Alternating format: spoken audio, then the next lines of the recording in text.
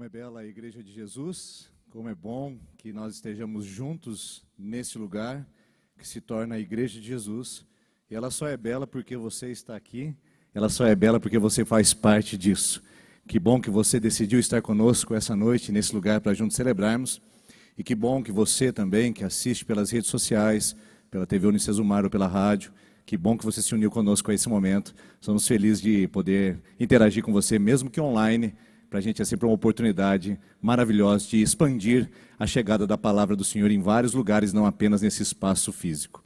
Nós estamos falando sobre a série de mensagens que tem por título Cartas à Igreja. Hoje nós estamos na terceira igreja, a quarta mensagem. Aliás, se você ainda não acompanhou a primeira mensagem, algumas pessoas que frequentam apenas a celebração da noite, possam estar se perguntando, mas aonde está a primeira, se é a quarta? Eu estou me lembrando apenas de três. É que no dia da recepção de membros, a mensagem da noite, ela foi poupada por causa do evento que teríamos aqui. Então você pode acessar pelo canal do YouTube a mensagem 1, que se chama O Remetente, Cartas à Igreja, O Remetente, para você também se localizar em todo esse contexto, esse cenário de Cartas à Igreja. Hoje nós vamos falar sobre a igreja de Pérgamo, a igreja que está localizada numa cidade grega, ali na Ásia Menor, que tem um grande diferencial. Ela tem pelo menos um tripé, onde se baseiam os principais valores dessa cidade. Primeiro, Pérgamo, ela é uma cidade que se apresenta como um lugar de adoração. É um centro religioso. Lá nós temos o templo do deus Esculápio, que na verdade era chamado de Asclépio. Você deve conhecê-lo nos nossos dias atuais. Ele está no brasão do símbolo da medicina. Aquela serpente era a serpente da cura, o Asclépio. E lá em Pérgamo havia a sede de todo esse panteão, de toda essa estrutura, de 200 templos dedicados ao Deus da medicina, ao Deus serpente curador. Então em Pérgamo a sede, estavam muitas pessoas ali conectadas e iam até aquele lugar em busca das suas curas e em busca de uma resolução medicinal para a sua vida. Pérgamo também tinha ali nesse centro religioso o templo de Zeus, um dos maiores do mundo, uma das 7 maravilhas do mundo antigo, onde se apresentava uma intensa adoração. Inclusive eu quero mostrar uma imagem para você, que se apresenta aqui, que eu quero que seja projetado. Essa aqui é a Acrópole de Pérgamo. Ela foi redesenhada pelos arqueologistas e ali, recentemente, foi encontrado, onde você está vendo aqui, à minha direita, à sua esquerda, um grande, imenso altar, onde eram feitas ofertas e sacrifícios em nome de Zeus e a todo o panteão greco-romano naquele lugar. Então, se você observar, a história comprova de que esse lugar era um centro imenso religioso. Por que é uma acrópole? Ele ficava no alto de uma colina, havia a cidade baixa, a cidade alta, e esse centro religioso ficava em torno desse altar. Não apenas Asclépio era adorado ali, não apenas Zeus, mas também o próprio imperador. Você sabe, já falamos sobre isso, não é novidade, de que todas as cidades gregas tinham em algum lugar um templo ao imperador, pelo menos as cidades mais importantes. Mas nesse caso, a cidade de Pérgamo inova. Ela é a única, ou melhor, a primeira, a edificar um templo em 29 depois de Cristo ao imperador vivo. Depois que os imperadores morriam, então sim, apareciam-se os templos aos imperadores. Mas Pérgamo quis fazer essa homenagem ao imperador vivo e foi a primeira cidade que apresentou esse templo de adoração. Centro religioso, mas também era um centro político-administrativo de grande intensidade. Se você não sabe, Pérgamo era a capital da Ásia, a capital romana. Era ali que tinha o centro político-administrativo de Roma. Ela não era tão economicamente frutífera e próspera como as duas igrejas, ou melhor, as duas cidades anteriores que estudamos. Mas era uma cidade de grande influência política. Então era muito comum ver os generais, ver os centuriões, as legiões romanas passando por Pérgamo, porque os governadores visitavam com relativa frequência essa cidade, que era um centro político e administrativo de Roma, encrustado na Ásia Menor, a atual Turquia, como nós já dissemos. Não apenas isso, temos também a consideração de que Pérgamo tinha um centro cultural, centro religioso, centro político e centro cultural. Ela possuía a maior biblioteca do mundo depois de Alexandria. ela tinha cerca de 200 mil volumes em sua biblioteca.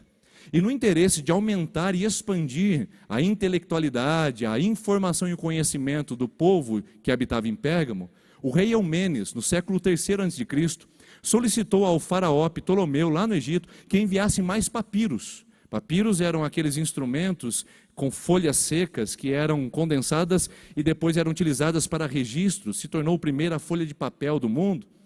Mas o faraó, com medo de perder a grandeza da sua biblioteca em Alexandria, com medo de se tornar menor do que Pérgamo, ele embarga o envio de papiro. Mas Eumênes não queria parar aí, então ele decide inovar, criar, encontrar um outro caminho. E o que ele faz? Ele descobre que o couro alisado de animais era um grande instrumento para que as pessoas pudessem registrar as suas escritas. Daí vem o termo pergaminho, ou seja, vindo da cidade de Pérgamo. Uma solução dada para que aquela cidade se tornasse grandiosa enquanto um centro cultural. Agora, é nessa cidade que está uma igreja. É nesse contexto, num centro político, religioso e cultural, que apresenta diversas nuances e detalhes diferentes, que tem uma igreja, e Jesus direciona essa palavra a essa igreja. Hoje, nós vamos mudar um pouquinho a dinâmica aqui do nosso encontro, porque eu quero mostrar para você onde apresentam-se as estruturas das cartas às igrejas. Por exemplo, nós falamos no primeiro encontro que toda carta ela tem a estrutura de apresentação. Quem é que está falando? Quem é o remetente? Depois tem a afirmação. O que essa igreja tem feito de bom? Tem uma igreja entre as 7 do Apocalipse que não fez nada de bom e não recebe nenhuma afirmação e nenhum elogio, e nós vamos estudá-la em breve. Tem depois da afirmação a repreensão. O que essa igreja tem feito de errado e como ela pode conservar o nome de Jesus? Tem 2 igrejas que não receberam repreensões, nós já estudamos uma delas. Depois da repreensão vem a orientação. O que deve ser feito? Quais são as estruturas, as atividades, para aquela igreja manter-se no caminho da palavra de Deus? E no final, após a orientação, vem as promessas. O que essa igreja recebe, caso ela siga as instruções dadas por Jesus. Então nós vamos olhar primeiramente a apresentação. Como Jesus se apresenta a essa igreja que está dentro, no meio dessa acrópole, uma grande cidade, importante cidade do mundo antigo, chamada Pérgamo. Eu quero ler com você.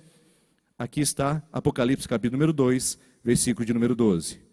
Ao anjo da igreja em Pérgamo escreva: estas são as palavras daquele que tem a espada afiada de 2 gumes. Primeiro, vamos parar aqui para a gente poder orientar o nosso coração sobre o que significa essa apresentação. Lembra que eu disse para você que Pérgamo era um importante centro administrativo político? Era comum ver os exércitos e os generais do Império Romano passando por ali? Jesus olha para essa igreja e diz: eu sou aquele que tenho a espada de 2 gumes. O Império Romano faz paz com a sua espada, faz guerra com a sua espada. Eu tenho a espada de 2 gumes. E para a gente poder entender o que significa isso, nós precisamos usar o princípio da hermenêutica, que é a Bíblia interpreta a própria Bíblia. O que seria a espada de 2 gumes nas Escrituras? Hebreus capítulo 4, versículo 12 diz o seguinte: a palavra de Deus é viva e eficaz, e é mais penetrante do que qualquer espada de 2 gumes, e ela é apta para dividir juntas e medulas, espírito e alma, e apta para discernir propósitos do coração.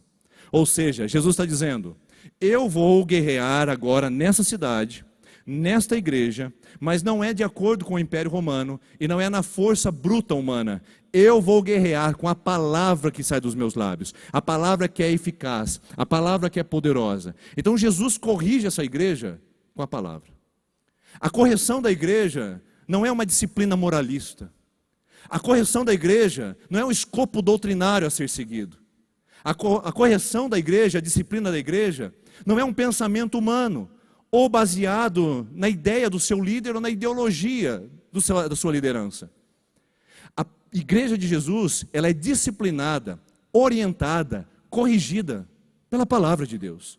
É a palavra que instrui, é a palavra que repreende, é a palavra que orienta, é a palavra que dá destino, é a palavra que coloca no caminho. E Jesus diz a essa igreja que estava afrouxando os seus valores, que estava relaxando na sua permanência no Evangelho. Jesus diz: eu sou o que tem a espada de 2 gumes, e eu vou me encontrar com vocês. Daqui a pouco a gente vai descobrir como é esse encontro da espada de 2 gumes com a igreja de Pérgamo. Mas vamos ao próximo versículo, essa é a apresentação, agora eu quero ver com você a afirmação no versículo de número 13.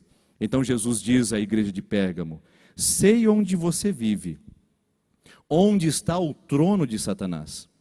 Contudo, você permanece fiel ao meu nome e não renunciou à sua fé em mim, nem mesmo quando Antipas, a minha fiel testemunha, foi morto nessa cidade onde Satanás habita. Atenção, quando nós temos repetições em uma pequena porção de texto, significa que ali existe um tesouro a ser cavado. Então vamos cavar fundo juntos aqui. O texto começa dizendo: eu sei que você está onde está o trono de Satanás. E depois encerra, fechando como se fosse uma moldura, esse lugar onde Satanás habita. Que referência seria essa, meu irmão e minha irmã?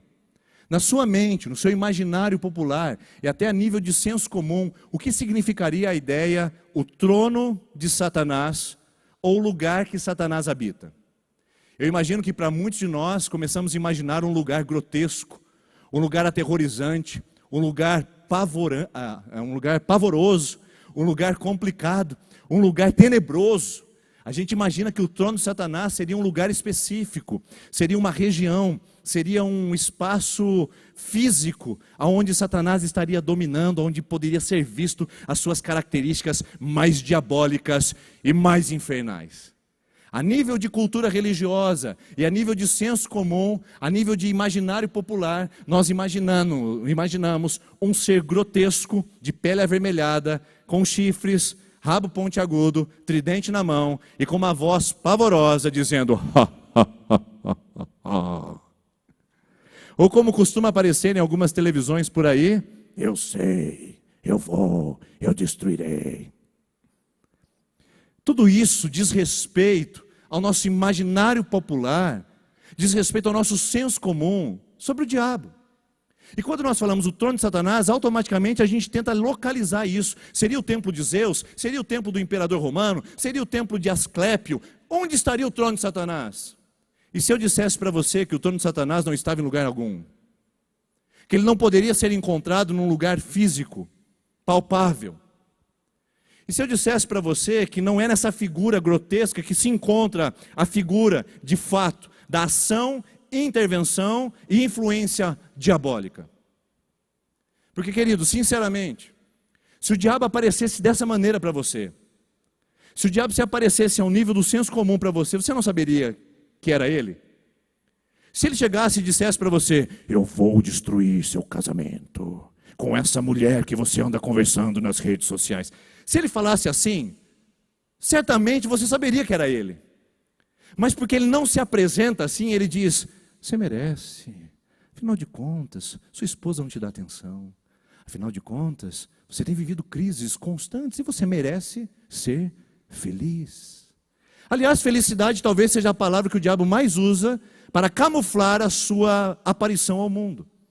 Eu costumo dizer, irmãos, que o diabo é cor-de-rosa.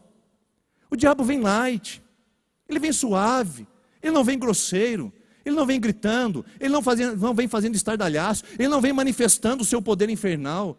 Ele vem na estrutura, ele vem no sistema, ele vem na mentalidade, no modelo de ser, nas crenças. Ele vem atuando no mundo abstrato, espiritual, intangível, para controlar.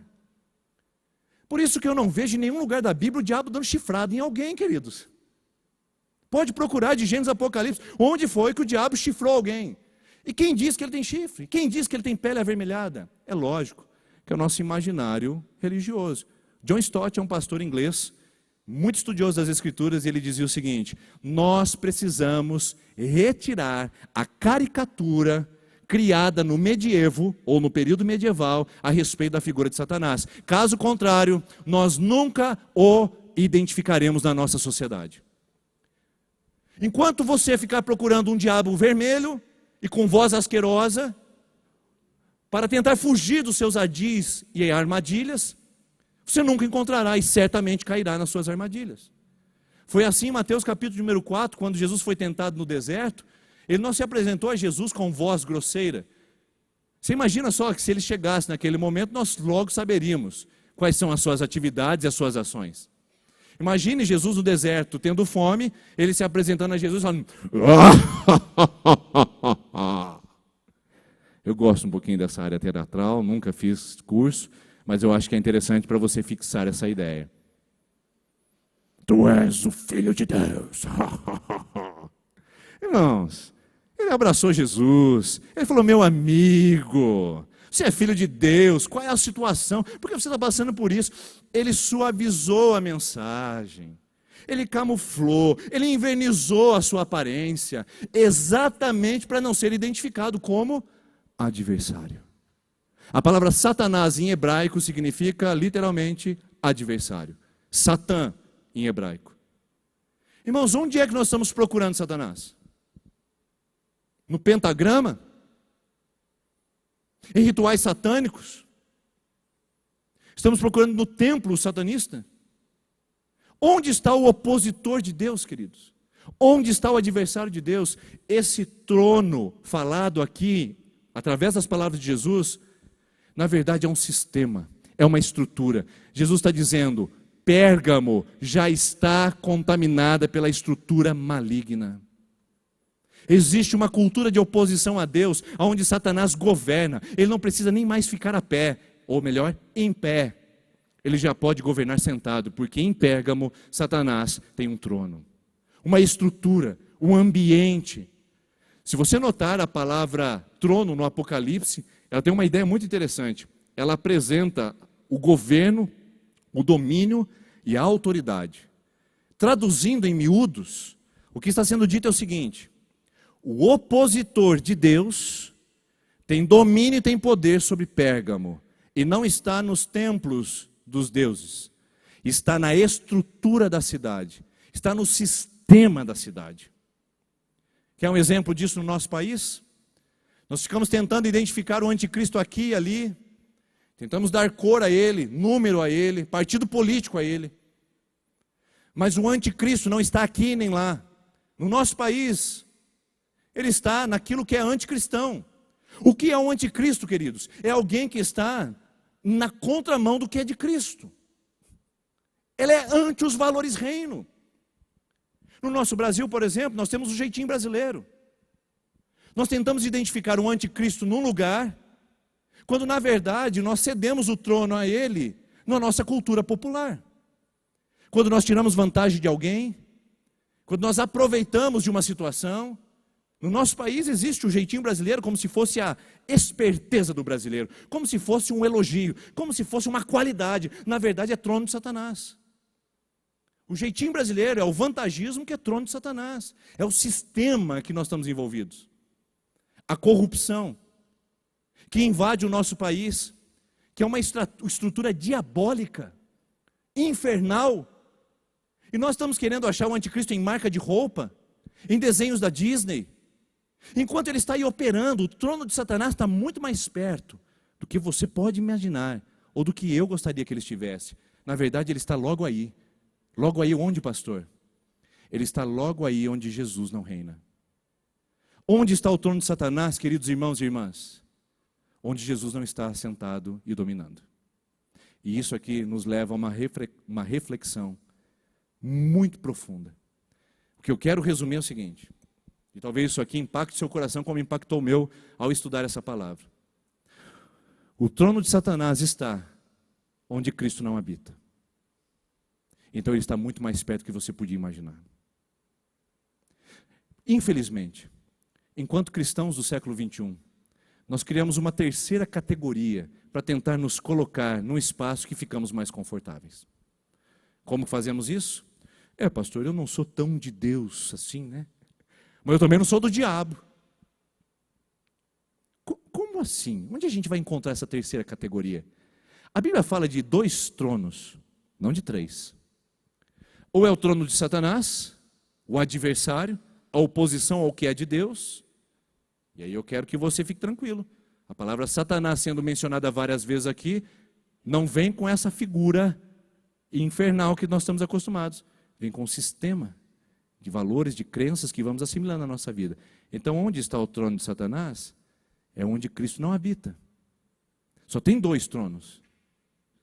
Isso quer dizer que eu sou responsável por trazer Cristo ao trono da minha vida.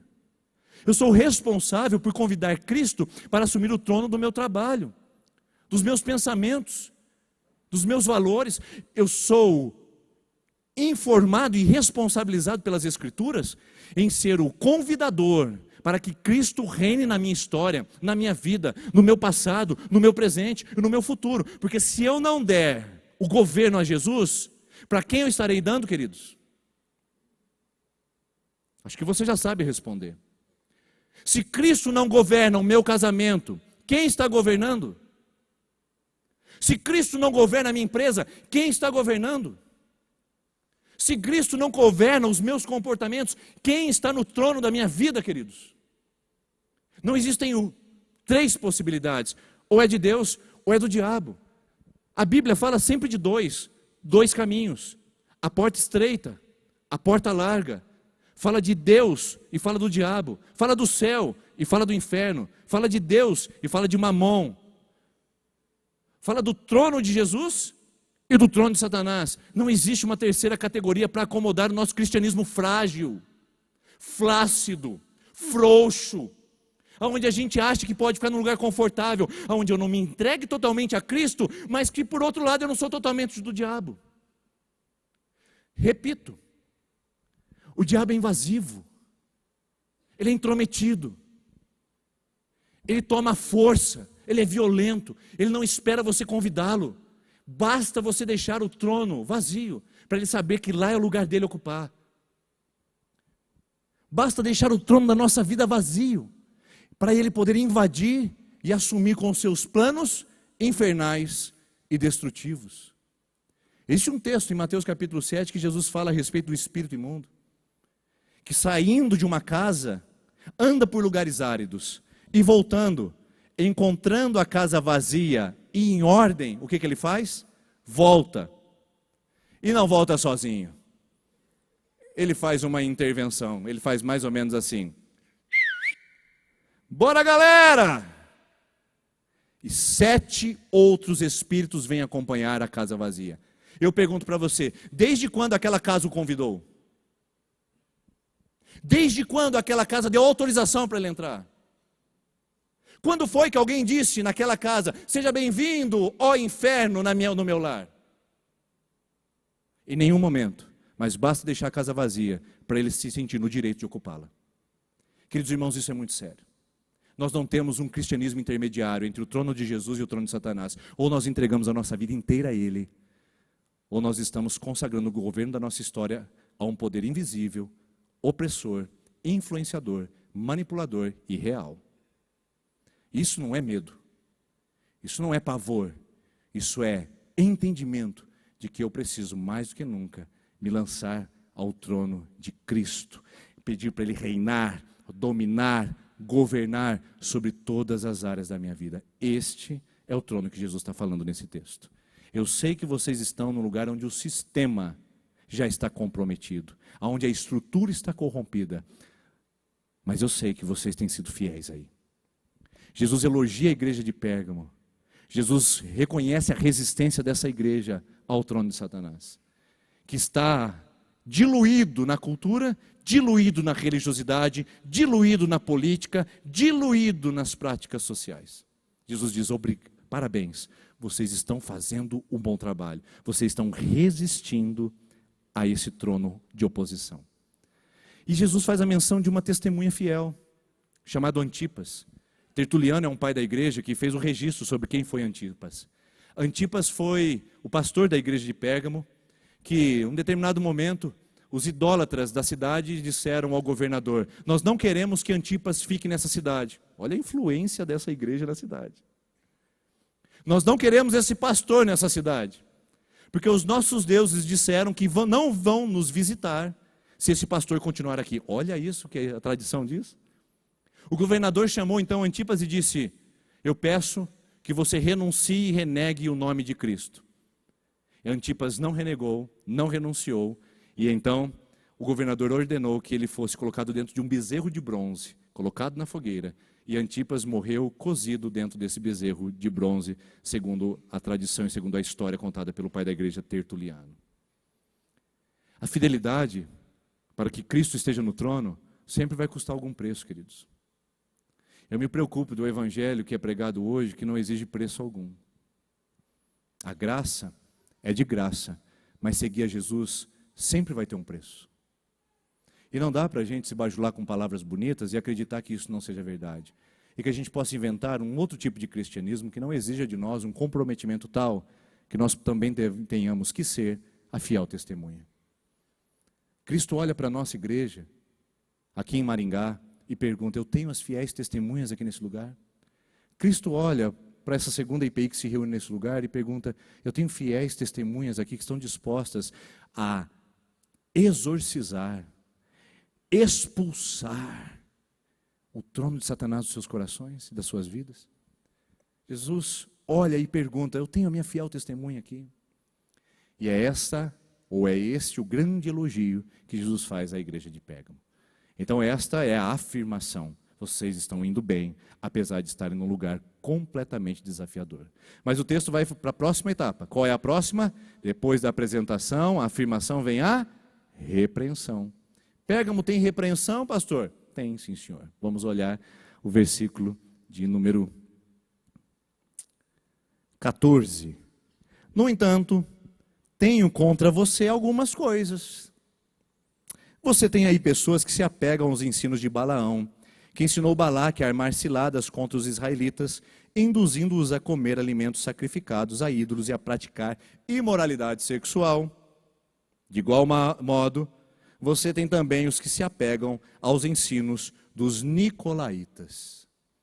Duas coisas Jesus menciona que essa igreja deveria se abster e tomar uma atitude. Primeiro, os ensinos de Balaão estavam entrando naquela igreja. Aí você deve estar perguntando: pastor, o que significa isso? O próprio texto já diz: idolatria e imoralidade sexual. O que acontece? Vem a corrupção por dentro. Se o trono do lado de fora não conseguia intervir e influenciar a igreja, então vem a corrupção de dentro para fora. Essa é a estratégia. Esse é o modelo. Se você não conhece a história de Balaão, está registrado em Números capítulo 21 a 25. Depois você pode ler em casa com calma. Mas resumidamente, Balaque era um rei moabita, e foi até Balaão, que era um profeta mercenário, e disse: amaldiçoa Israel. Jogue pragas. Rogue pragas sobre Israel para que ele não seja tão poderoso, senão eles vão dominar e vão destruir o nosso império. Balaão, mercenário, acompanha Balaque. Você conhece a história da jumenta que parou no meio do caminho e falou com Balaão e tal.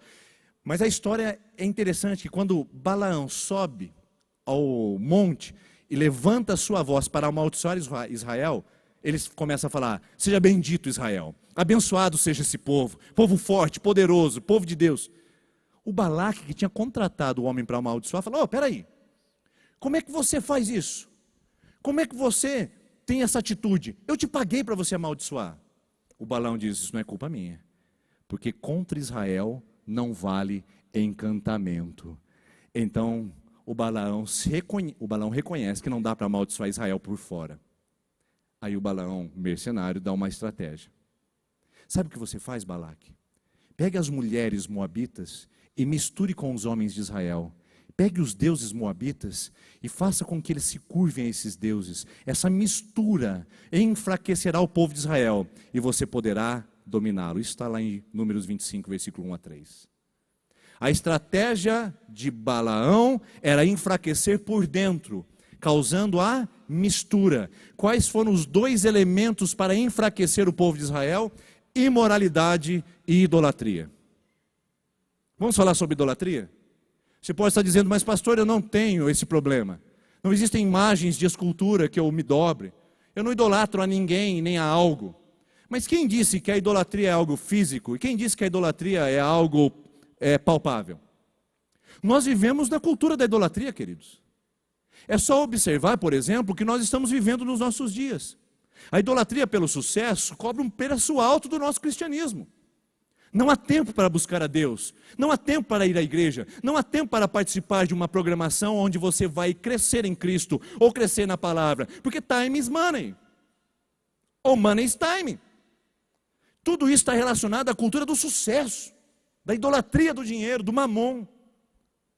Temos a cultura do corpo, onde as pessoas são assíduas 7 dias por semana na academia, mas não conseguem manter uma frequência na igreja de uma vez por semana. Você já conheceu o crente PN? O Páscoa e Natal? Às vezes são as 2 vezes que o camarada vem na igreja, mas na academia não falta nenhum dia. E aí ele diz, não, Jesus reina na minha vida. Irmão, minha irmã, será que realmente esse trono está sendo ocupado pela pessoa correta e pela influência certa? A idolatria do ego, queridos, que tem cegado as pessoas, gente esclarecida, gente inteligente, gente decente, que se presta ao ridículo nas suas redes sociais por causa da idolatria do ego, o eu. A idolatria está entrando na igreja, se naturalizando no sistema de crenças e de ideologias, ao ponto de a gente dizer, olha, não tem nenhuma imagem na nossa igreja, mas a nosso coração, como disse João Calvino, é uma fábrica de ídolos. Enfraquece a igreja quando a idolatria entra no nosso coração. Enfraquece a noiva de Cristo quando a idolatria é dominada, ou o nosso coração é dominado pela idolatria. Deixa eu te dar um exemplo. A palavra Pérgamo significa... Peraí, segura um pouquinho, aguenta aí que eu já falo o que significa Pérgamo. Idolatria é um termo, na Bíblia, considerado como adultério. O povo de Israel se render a outros deuses era como se fosse uma prostituição. Deus é casado com Israel. Israel se render a outros ídolos significa prostituição e adultério, chamado de idolatria. Pérgamo, a palavra significa literalmente casado. Em grego, Pérgamo é casado. Eu sou Pérgamo com você, eu diria para minha esposa. E sabe o que acontece na cidade do casamento? A igreja está afrouxando a sua aliança, ao ponto de se descasar com o noivo da igreja. Eu pergunto para você, o que adianta ser igreja se nós não estamos mais casados com ele? Com o noivo. O que adianta ser igreja se nós nos casamos com o pastor, com carisma pessoal? O que adianta ser igreja, irmãos, se nós nos casamos com a técnica, com o teatro, com a coreografia evangélica, com as programações luminosas? O que adianta ser igreja se não estamos mais casados com o noivo que é Cristo? Essa igreja é repreendida porque estava enfraquecendo no seu interior pelo descasamento com o noivo, assumindo uma postura de idolatria e normalizando a sua participação nas festas pagãs e sacrificando aos outros deuses. Mas não somente isso. Essa igreja, ela é considerada problemática nesse momento por causa da sua tolerância ao pecado. A imoralidade estava entrando, estava minando, estava atuando. E queridos irmãos, não existe igreja forte onde existe o pecado. Todos nós somos pecadores e ninguém aqui é perfeito.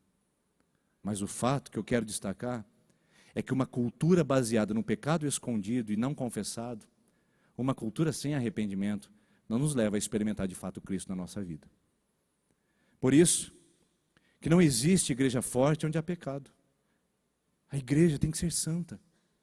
E santidade não é para um grupo seleto da igreja, queridos. Santidade não é para o grupo que sobe no altar ou numa plataforma. Santidade não é para o seu líder de célula apenas. Santidade é para a igreja. A imoralidade entra, ela enfraquece, ela drena as forças da comunidade. E começa então a existir práticas. A igreja não é forte onde há fofoca. A igreja não é forte onde há maledicência. A igreja não é forte onde há religiosidade. A igreja não é forte onde tolera o pecado e naturaliza aquilo que é bestial. Por isso, essa palavra é tão confrontadora. A igreja de Jesus é uma igreja que precisa pregar a santidade. E não é para um grupo específico, é para a igreja toda. É para você, é para mim, é para quem está aqui. Viver em santidade. Caso contrário, o pecado enfraquecerá a igreja. Eu tenho tido a oportunidade de aconselhar e acompanhar alguns pastores na minha jornada ministerial. E eu certa vez fui visitar um que pediu um tempo de oração, um tempo de compartilhar. E a queixa do pastor é: a minha igreja não cresce.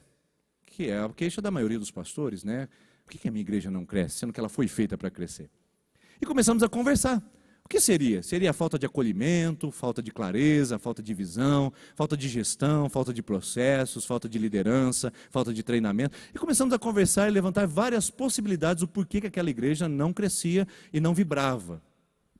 De repente, depois de 2 dias juntos, já me preparando para vir embora para a minha residência, esse pastor me chama e diz: eu quero confessar algo do meu coração para você. Pecado. Escondido, de estimação, protegido, reincidente. Então, a gente tem um tempo de conversa, um tempo de arrependimento juntos naquele lugar.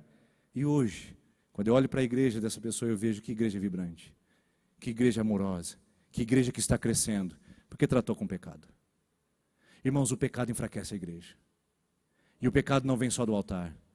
O pecado pode vir de qualquer lugar. E se nós não tratarmos o pecado como ele deve ser tratado, ele enfraquecerá os nossos relacionamentos, enfraquecerá a nossa vitalidade, enfraquecerá o nosso avivamento, enfraquecerá a nossa paixão. Então o convite essa noite é: se coloque na posição de quem protege-se contra a idolatria e contra o pecado.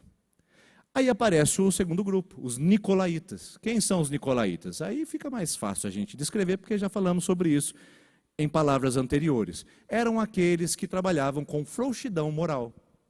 Os nicolaítas eram crentes, entre aspas, eram cristãos, entre aspas, eram agentes do mal infiltrados na igreja para fazer com que aquela comunidade praticasse a tolerância com o liberalismo e a licenciosidade.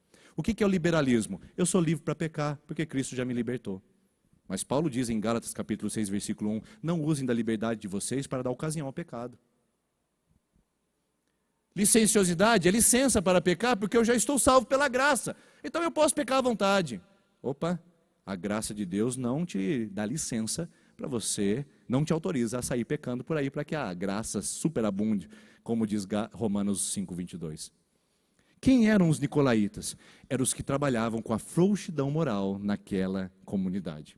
E frouxidão moral, para você talvez possa parecer um pouco incoerente. Como é que alguém pode ser frouxo moralmente estando na igreja? Espera aí, é só você olhar para a cultura grega, querido. A cultura grega, ela praticava os bacanais, as festas de orgias.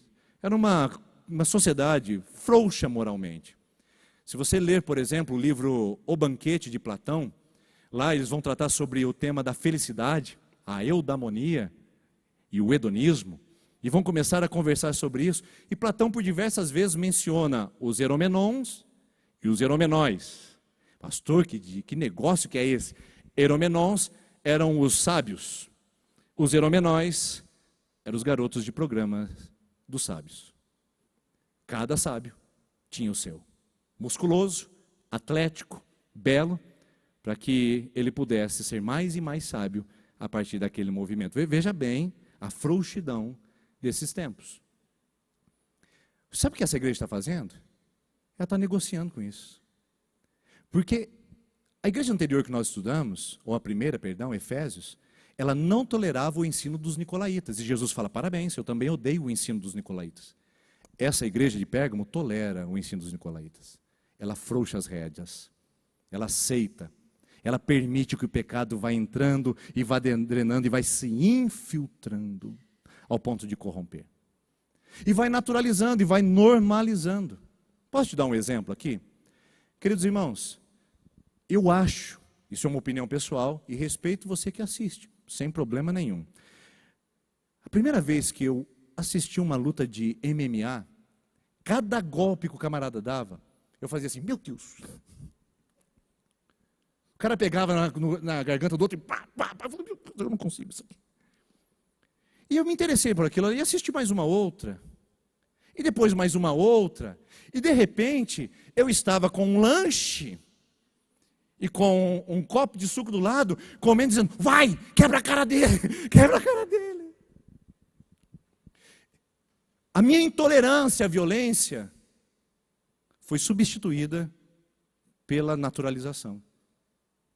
Isso é um exemplo pessoal. Eu reconheci que eu precisava tratar esse assunto.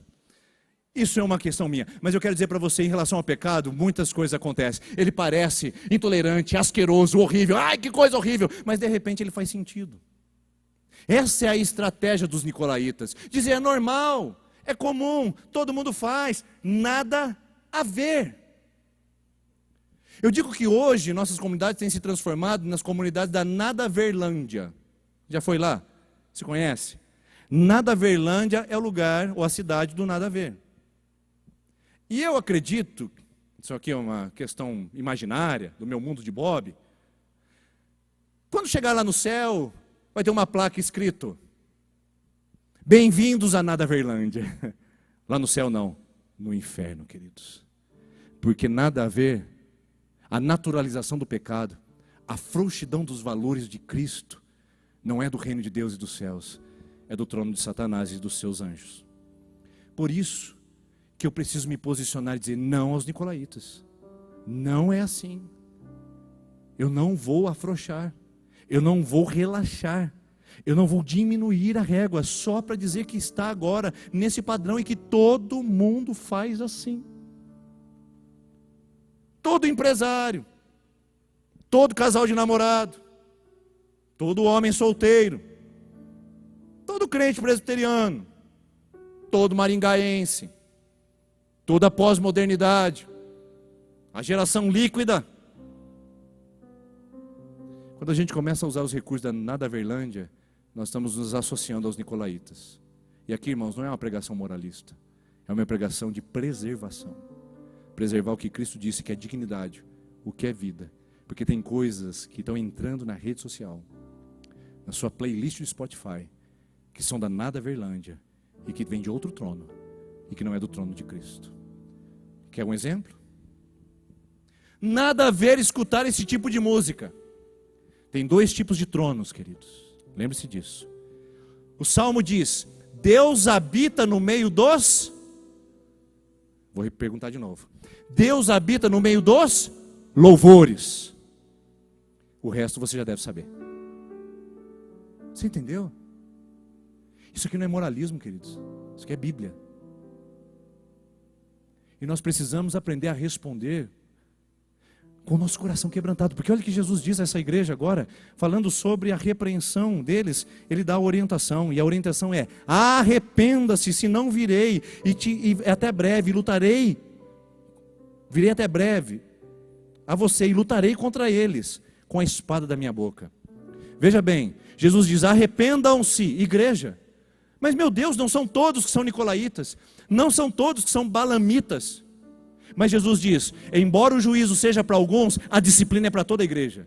Irmãos, nós precisamos aprender a nos responsabilizar pelo pecado. Não é o pecado do irmão, não é o pecado daquela irmã, não é o pecado daquela pessoa ou daquele líder. É o nosso pecado enquanto igreja. Afastar as cadeiras, cair de joelho e falar, Senhor, tem misericórdia de nós, que nós estamos tolerando os nicolaítas, nós estamos negociando com a idolatria. Senhor, tem misericórdia de nós. Embora o juízo seja para alguns, a disciplina ainda continua sendo para todos. E Jesus diz, igreja, se arrependa vocês, porque eu virei com a espada da minha boca e com a minha palavra, e eu vou guerrear contra aqueles que não estão se rendendo à minha pessoa e à minha presença. Forte, né? Forte se nós parássemos aqui. Mas olha o que o texto apresenta para nós, para finalizar e para encerrar, que eu acho...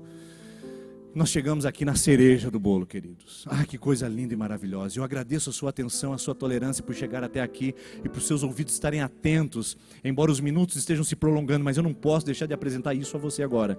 Aquele que tem ouvidos, ouça o que o Espírito diz às igrejas. Ao vencedor, esse modelo existe em todas as cartas, darei o maná escondido. Essa igreja precisava de maná. Por que Jesus não trouxe maná para as outras igrejas? Porque Pérgamo precisava de maná. Por que será? Maná escondido. E também lhe darei uma pedra branca com um novo nome nela inscrito, conhecido apenas por aquele que o recebe. Por que Jesus deu maná escondido para essa igreja e pedra branca com o nome gravado e não deu para as outras igrejas? Porque aquela igreja tinha o trono de Satanás, os balamitas e os nicolaítas. O que é o maná na Bíblia, queridos? O que é o nicolaísmo na Bíblia? Participe das oferendas dos deuses. Participe das festividades romanas, coma das carnes sacrificadas. É normal, todo mundo faz isso. Jesus olha para essa igreja e diz assim: vocês não precisam de banquete grego, vocês não precisam de refeição idólatra, vocês não precisam de alimentos consagrados a ídolos. Vocês têm o meu maná, diz Jesus, e eu sou o pão vivo que desceu do céu, João 6,35, e João 6,58, a palavra de Deus diz, que coisa maravilhosa, Ele é o pão vivo que desceu do céu, Ele é o maná da nossa vida, Ele é o maná da nossa história, Ele é o alimento. Maná nas Escrituras é provisão, é sustento, é a graça de Deus sobre nós. Nós não precisamos dos banquetes desse mundo que não satisfazem. Nós temos o maná reservado para nós, amém, irmãos? Você tem um maná, não corra atrás de migalhas desse mundo, não se rasteje nesse mundo, não mendigue o que Deus já ofereceu no banquete dele. Ele diz para essa igreja: não se submetam a isso, porque eu tenho maná para vocês. E a palavra escondido significa reservado, particular, não é um maná geral. É um maná para você que está aqui na primeira fileira, para você que está lá na última, para você que veio hoje a primeira vez, para você que já é membro há muito tempo. Esse maná tem o seu nome, o seu endereço, o seu coração. Não vá em outros banquetes. Não se submeta. Não negocie. Não diga que está tudo normal, porque a graça de Deus te liberta isso. Não, a graça de Deus te sustenta para você se alimentar dele, do maná reservado para o seu coração. Esse banquete, queridos. Quer usar a rede social bem essa semana? Vai aí uma frase: quem se alimenta do maná de Deus nunca se satisfará com os banquetes desse mundo. Você nem vai procurar, você nem vai sentir o cheiro, porque o maná de Deus é suficiente para o seu coração e para a sua vida. E a pedra branca, pastor? Tem várias traduções, interpretações, e eu entendi que se os sacrifícios são idólatras e os banquetes e as festividades públicas são de sacrifício, Deus chama para o maná e a alimentação nele. Para mim, o que faz mais sentido, segundo os estudiosos, é que a pedra branca era um bilhete de acesso às festas no mundo romano. Se você era um cidadão romano, você recebia uma pedra branca com o seu nome gravado nela e o selo do imperador dizendo: você pode entrar nas festividades públicas, você pode estar nos banquetes de Roma, você pode se alimentar nas festividades. Aí Jesus diz o seguinte: vocês querem comer do meu maná? Eu já estou dando para vocês o bilhete de passagem. Eu já estou dando a garantia que vocês podem entrar. A pedra branca é o ticket, é o QR Code que as pessoas usam para entrar nos segmentos ou nas atividades, programações. No mundo antigo, se alguém chegasse e falasse assim: qual é a garantia que você pode entrar? Está aqui, meu QR Code, a minha pedra branca. E Jesus diz: vocês podem entrar no meu banquete, vocês podem entrar na eternidade, podem entrar comigo, porque eu garanti que essa pedra tem o seu nome escrito, com o meu selo de aprovação, filho e filha de Deus. Você não precisa mais mendigar o banquete, você não precisa mais ficar distante, porque Jesus trouxe sobre nós a garantia de que nós temos acesso ao banquete eterno, no lugar onde não há mais choro, lágrima, sofrimento, ausência, carência ou privação, no lugar onde Jesus está. Que você possa essa noite receber essa linda promessa e fortalecer o seu coração. Você é convidado ao banquete do Rei. O maná é para você, a pedra branca garante sua entrada e Jesus Cristo está esperando para que você esteja lá. Afinal de contas, Ele espera que você aceite. Enquanto Satanás invade, Jesus pede licença. E hoje Ele pergunta para você: será que eu posso reinar? Será que eu posso entrar? Será que eu posso conceder para você o meu convite? Hoje é um dia bom, dia maravilhoso, para você fazer a sua escolha por Ele. Vamos ficar em pé, queridos, vamos orar juntos. Essa última e linda canção vai ministrar o nosso coração. E como é maravilhoso estar com Jesus nesse lugar. Feche seus olhos. Onde você está? Onde está a sua vida? Quem ocupa o trono da sua vida, da sua história e da sua prioridade? Onde você está na sua vida com Jesus e no seu cristianismo nominal? Será que ensinos têm entrado diferentes no seu coração que tem te afastado do noivo? Hoje Jesus nos chama ao arrependimento e dizer: volta, se arrependa. Mas nos agarrarmos à promessa que Ele tem para a nossa vida. Eu queria convidar você essa noite, em nome de Jesus, não deixar passar isso. Se agarre ao maná secreto e reservado para você. E em nome de Jesus, receba o acesso à presença do Rei. Seja ministrado, seja tocado pelo poder de Jesus. E não volte atrás, porque Ele é tudo o que você precisa. E tudo o que você precisa está nele. Em nome de Jesus.